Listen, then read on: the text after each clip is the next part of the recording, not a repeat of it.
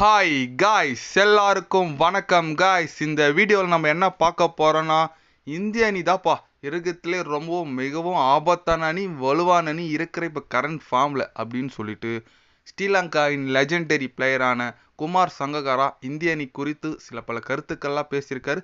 அவர் என்ன பேசினார், எது பேசினார் சொல்லிட்டு வீடியோவில் டீட்டெயில்டாக பார்க்கலாம். அதுக்கு முன்னே நீங்கள் நம்ம சேனலுக்கு புதுசாக வந்திருந்தீங்கன்னா ஒரு சப்ஸ்கிரைப் மட்டும் பண்ணிட்டு வாங்க, வீடியோக்குள்ளே போகலாம். ஆமாங்க, குமார் சங்ககாரா அவர் பார்த்தீங்கன்னா ஒரு ஸ்ரீலங்கா லெஜெண்டரி பிளேயர்னு சொல்லலாம், செம விக்கெட் கீப்பர் கூட. அவர் பார்த்தீங்கன்னா ரீசெண்ட் டைமில் இந்திய அணி பற்றி ஒரு ட்வீட் போட்டிருக்காரு. அவர் என்ன போட்டாருன்னு கேட்டிங்கன்னா, இந்திய அணி இருக்கிறதுல பயங்கரம் ரொம்ப வலுவான அணியாக இருக்குது. முன்ன ஒரு காலத்தில் ஆஸ்திரேலியா அணி இந்தமாரி நான் பார்த்தேன், நான் விளையாடும் போது. இப்போ நான் இந்திய அணி தான் பார்க்குறேன்.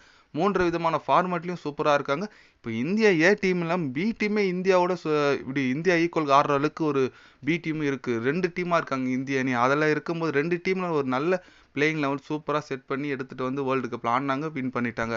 அதில் பார்த்தீங்கன்னா இந்திய அணி பயங்கரமான ஒரு அடுத்து வரலாறு கண்டிப்பாக இந்திய அணி பயங்கரமாக இருக்குது. அவங்க ஃப்யூச்சர் பயங்கரமாக இருக்குது. அதனால் மேலே ஒரு சாம்பியன் ட்ராஃபி T20 உலகக்கோப்பையும் இந்திய அணி அடிக்கிறதுக்கு நிறைய சான்ஸ் இருக்குது. அது எனக்கு தெரியும். ஏன்னு கேட்டிங்கன்னா, நான் ஐபிஎல்லில் நிறையா அந்த டீம் அந்த பிளேயர்ஸ் கூட யங்ஸ்டார் கூட நான் நிறைய பேசியிருக்கேன், நிறைய அவங்களுக்கு நான் கற்றுக் கொடுத்துருக்கேன். அதில் பார்க்கும்போது இந்தியன் யங்ஸ்டார் பயங்கரமாக கற்றுக்குறாங்க, பயங்கரமான ஒரு ஸ்கில்ஸ் டெவலப் பண்ணிக்கிறாங்க. அதனால் இந்திய அணி ஃப்யூச்சர் ஐபிஎல் மூலயமா நிறைய வளர்ந்துட்டு வருது. கண்டிப்பாக இந்திய அணி நிறைய ஒரு பிளேயர்ஸை டிஸ்ட்ரிபியூட் பண்ணிகிட்டு இருக்காங்க. கண்டிப்பாக இந்திய அணி உலகக்கோப்பை அடிக்க நிறைய சான்ஸ் இருக்குது, இதுக்கு மேலே வரதில்லை அப்படின்னு சொல்லிட்டு நம்ம குமார் சங்ககாரா பேசி முடிச்சிருக்காரு.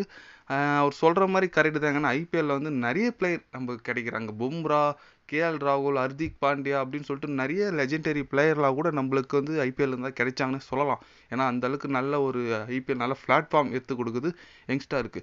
அந்த மாதிரி இருக்கும்போது இப்போ பார்த்தீங்கன்னா நம்ம இந்திய அணியில் இப்படி பி டீமுன்னு சொல்லிட்டு ஜிம்பாப்வே விளையாடினாங்க, சூப்பராக வின் பண்ணியிருக்காங்க. 5-4-1 சொல்லிட்டு ஜிம்பாப்வே சீரீஸை வின் பண்ணி சுஷ்மன் கில் தனது முதல் கேப்டன்ஷிப் கோப்பையை வென்றிருக்காரு. ரொம்பவே மிகவும் சந்தோஷமான விஷயம். இந்த நிலையில் பார்த்தீங்கன்னா இந்தியா ரோஹித் கோலி இல்லைனா எப்படிப்பா ஆடுவாங்க கேட்ட காலம் போயிட்டு, இந்தியா ரோஹித் கோலி இல்லைனாலும் சூப்பராக ஆடுவாங்க காலம் வந்துச்சு. அந்த அளவுக்கு நல்ல பிளேயர்லாம் வந்துட்டாங்க.